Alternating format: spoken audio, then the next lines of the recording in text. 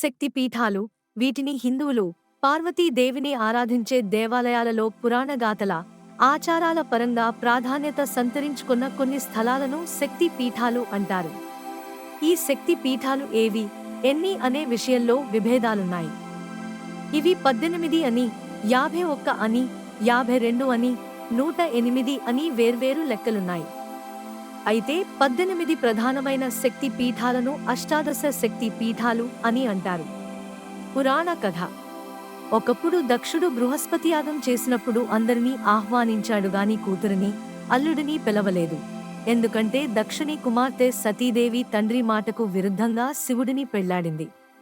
పుట్టింటివారు ప్రత్యేకంగా పిలవాలేమిటి అని సతీదేవి, శివుడు వారించినా వినకుండా ప్రమథగణాలను వెంటబెట్టుకుని యాగానికి వెళ్ళిందిగాని అక్కడ అవమానానికి గురయ్యింది.